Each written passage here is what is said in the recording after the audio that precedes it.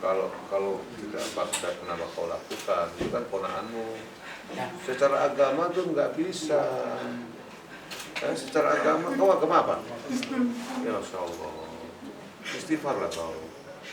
Saya kena paksa dia, Pak. Ada saya ancam, Pak. Meninggalkan saya, Pak.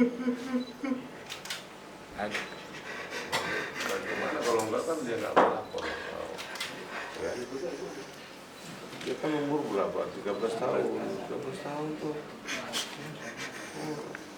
Kok kamu tega-teganya sebagai pamannya sendiri kau lakukan itu?